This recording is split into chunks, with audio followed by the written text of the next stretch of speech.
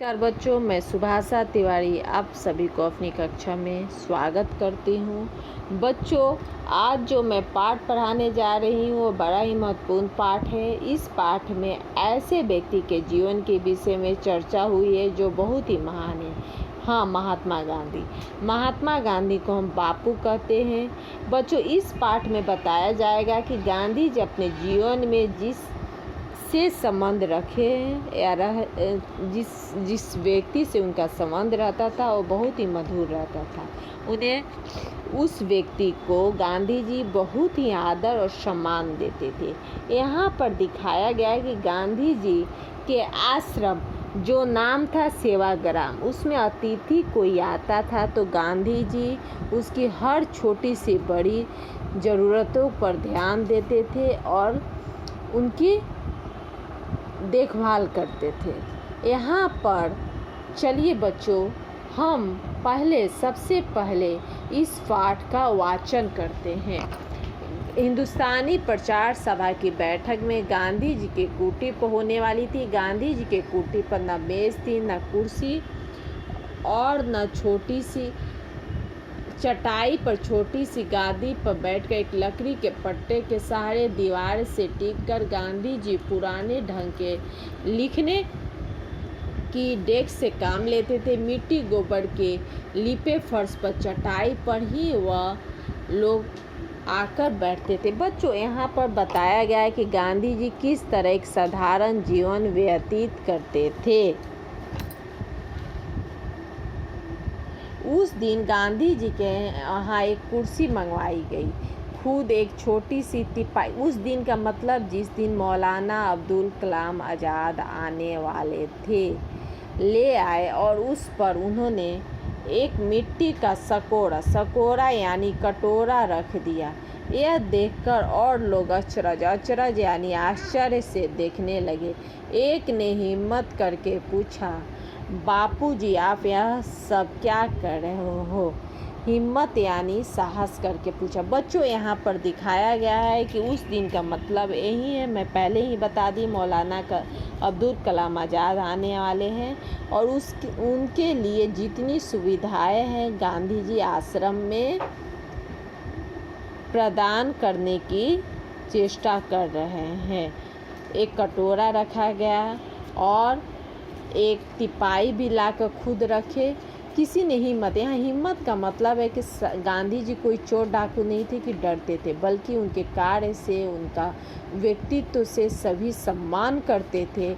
इसलिए कोई उनके बात को जल्दी अस्वीकार नहीं करता था। वो जो कुछ भी बोलते थे आश्रम में सभी उनके बात को सम्मान के साथ मानते थे। गांधी जी मौलाना कलाम आज़ाद आने वाले हैं, उसे ज़मीन पर बैठने की आदत नहीं है, उनके लिए इंतज़ाम करना। और ये मिट्टी का सकोरा क्यों? यह एक रखदानी है। गांधी जी अपने यहाँ आने वाले अतिथियों के सुविधा का कितना ध्यान रखते थे, पर इससे स्पष्ट होता है कि वह अपनी जीवन पद्धति से दूर अन्य ढंग के जीवन पद्धति जीने वाले के अड़चन समझते थे। वह नहीं चाहते थे कि उन्हीं के विचार और आचार दूसरों पर जबरदस्ती ला दे जाए। कोई अहिंसक का मतलब है किसी तरह का हिंसा या तकलीफ दूसरे को न देने वाला ढंग से उन्हें अपनाना, तो वे उसका स्वागत करते थे। कोई अहिंसक ढंग से उन्हें अपनाता था तो उसका वह स्वागत करते थे। बच्चों, यहाँ पर बताया गया है कि गांधी जी की जीवन पद्धति क्या थी। वह साधारण जीवन व्यतीत करते थे, अपने हाथों से काम करते थे, जिसे दूसरों की अपेक्षा भी रखते थे। लेकिन दूसरों से क्या अपेक्षा रखते थे कि वह भी अपने हाथों से काम करे, लेकिन कोई पर वह जबरदस्ती अपना विचार को लादना नहीं चाहते थे। जब कोई दूसरा आता था उनके आश्रम में, अन्य जीवन पद्धति से जीने वाला व्यक्ति होता था, तो उसकी क्या मुसीबत या परेशानियां होगी आश्रम में, उस बात या उस विषय को समझते थे और अहिंसक बिना अर्थात उस मतलब और उनकी सुविधा भी प्रदान करते थे जो आश्रम में आता था। यहाँ पर हम देख रहे हैं कि मौलाना आज़ाद आने वाले हैं। उनके लिए वो रखदानी, यानी हो सकता है कोई सिगरेट पीते हो, नीचे बैठने की आदत नहीं है, उसके लिए वो कुर्सी मंगवाते हैं इत्यादि।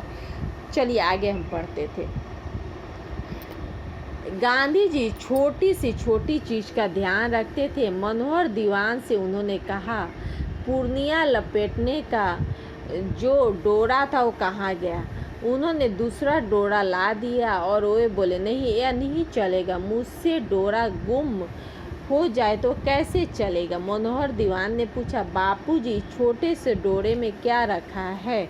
बापू बोले, अगर मेरे हाथ से डोरा गुमने लगे तो स्वराज भी गुम होने में देर नहीं लगेगी। बच्चों यहाँ पर कहना चाहते हैं कि इसमें लेखक ने बताया है कि गांधी जी छोटे से छोटी बातों को और चीज़ों को ध्यान रखते थे और संभाल कर रखते थे। एक बार धागा कहीं गुम हो गया, इसके लिए वह मनोहर दीवान से इस विषय में कहा तो मनोहर दीवान ने उसे दूसरा धागा ले आए। वो कहे कि नहीं, मुझे वही धागा चाहिए। इस पर मनोहर दीवान ने कहा है कि उस छोटी सी धागा में क्या रखा? तो कह रहे हैं कि अगर मैं एक छोटी सी धागा को नहीं रख सकता तो मैं क्या, मेरे में क्या साहस या क्या मेरे में इतनी हिम्मत होगी कि मैं इस स्वराज को रख सकता हूँ? ये स्वराज भी मेरे से गुम हो जाएगा। स्वराज यानी अपना देश, जिसके लिए गांधी जी आज़ादी के लिए संघर्ष करे, अपने देश को आज़ाद करने के लिए संघर्ष कर रहे थे, लड़ाई लड़ रहे थे, वही स्वराज यहाँ कहने का तात्पर्य है।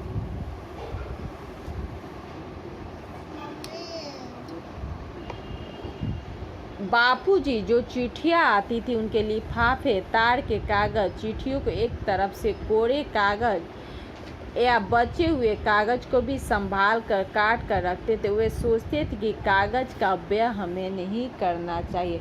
गांधी जी, यह दिखाया गया इस अनुच्छेद में कि गांधी जी छोटे छोटे कागज़ के टुकड़ों को बचा कर रखते थे। यहाँ पर बताया गया है कि गांधी जी किस तरह छोटे से छोटे कागज़ के टुकड़ों को भी वो बर्बाद या फेंकते। बच्चों हम क्या करते, कागज़ को फेंक देते, लेकिन गांधी जी नहीं, उसको भी संभाल कर रखते थे। अब आगे देखिए, गांधी जी यह भी चाहते थे कि सब चीज़ें जो काम में लाई जाए वो स्वदेशी हो। एक बार उन्होंने आश्रम में कृष्ण चंद्र से कहा कि बढ़ई के सब औजार, बढ़ई बच्चों आप जानते ही हैं, जो लकड़ी के काम करता है, जिसे हम अंग्रेजी में कारपेंटर कहते हैं, वे बाजार से खरीद कर ले आए। गांधी जी ने कहा, ये तो विदेश के बने हुए, ये सब तभी मैं काम में लाऊंगा जब स्वदेश यानी अपने देश में बने हुए हो। इसी कारण से सिला हुआ कपड़ा पहनना उन्होंने छोड़ दिया था, चूँकि तब सुई भी हिंदुस्तान में नहीं बनती थी, न सिलाई की मशीन न कैंची। उन्होंने पुराने ढंग की धोती और चादर, बिना सिला हुआ कपड़ा पहनना ही जीवन के अंतिम कई दशकों में अपना पहनावा बना लिया। पहनावा यानी पोशाक बना लिया। बच्चों हम देखते हैं कि गांधी जी केवल भाषण ही नहीं देते थे, बल्कि वह अपने कार्य में भी उसे शामिल करते थे, यानी उनका कथनी करनी में अंतर नहीं था। जैसे आज के नेता में कथनी करनी में अंतर होता, लेकिन उनका कथनी करनी में अंतर नहीं था। गांधी जी ने सभी को बताया था कि स्वदेशी वस्तुओं को अपनाएं। इसके लिए उन्होंने खुद भी स्वदेशी वस्तुओं को अपनाएं और इसलिए वो सिला हुआ कपड़ा भी नहीं पहने, क्योंकि उस समय न कैंची हिंदुस्तान में बनती थी न सिलाई की मशीन, इसलिए वह सिला हुआ कपड़ा भी नहीं पहनते थे, यानी उनका कथनी करने में कोई अंतर नहीं था। तो बच्चों अभी मैंने इतना ही पढ़ाया और आप सब सबको आशा करती हूँ कि आप सबको ये सब पाठ समझ में आ गया होगा। धन्यवाद।